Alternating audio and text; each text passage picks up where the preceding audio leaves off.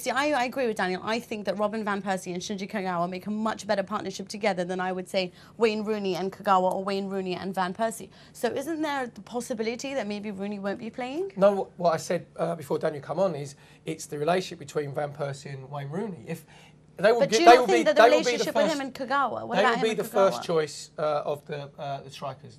He will play. Alex Ferguson won't put himself under pressure by leaving one of those two on the bench in the first 2 or 3 games. Okay. He'll give them the chance first. Then if it doesn't work, Daniel might be right, where Van Persie ain't going to be dropped because he just paid 24 million quid for him. So it's whether they can get the best out of each other. Their personalities might not fit. Kagawa is, I actually think, you don't win 2 Bundesliga titles and play for Borussia Dortmund and be their best player if you're not an excellent player, which he is.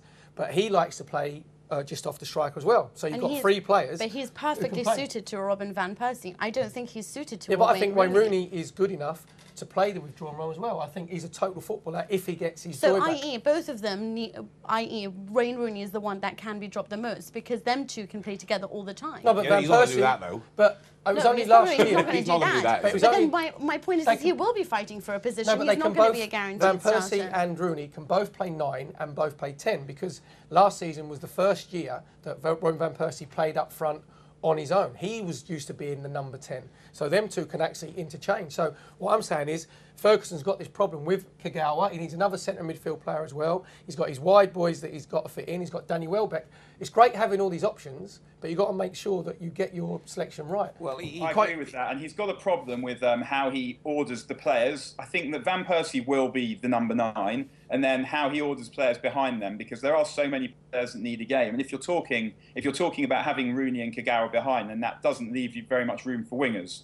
I think that it will be roughly, they'll be the first choice 11 will have Carrick and Cleverley as the deeper midfield players, and then the rest of them will be fighting it out. And I agree with what Perry says, that first of all, United ideally would have bought a midfield player, and also that Rooney will get the first go. I mean, even we saw last night that he could have taken Rooney off when he took Welbeck off, and it seemed to me anyway that he took Welbeck off partly because it was just less hassle than taking Rooney off.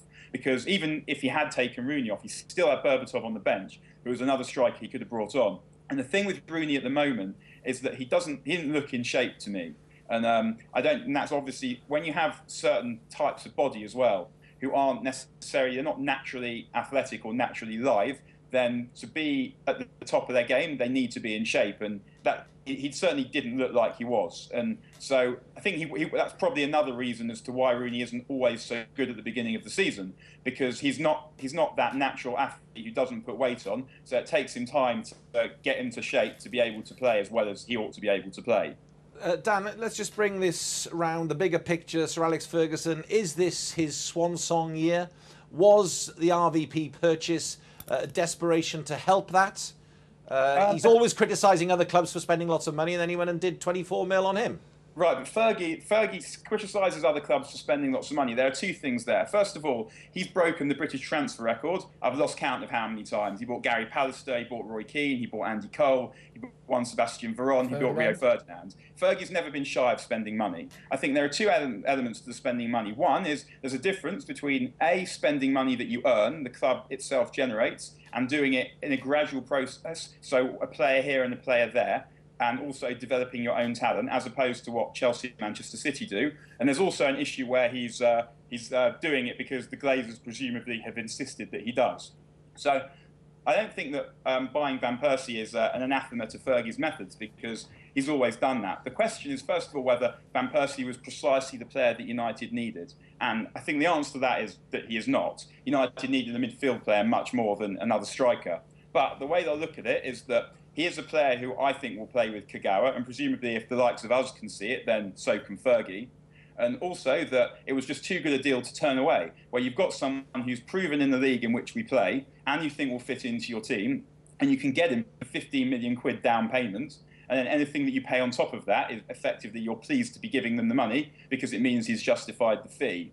As to whether it's Fergie's last season, I mean, everyone has a guess about that, but the answer is no one really knows. If he were to win another title, then he would think about going out on top. But then, at the same time, one of the things about Fergie that's most lovable is he's like us. He's like a supporter in a sense, in that he's absolutely addicted to the buzz. So it's very hard to see how he'll be able to do without it. So it's impossible to predict when he might leave because he's constantly regenerating the team. So why would he be thinking now, why would I want to leave when I've got players like Tom Cleverley, Kagawa, Powell, players he thinks are really going to make it? He won't want someone else to go and enjoy the fruits of his labour. He'll want to do it himself.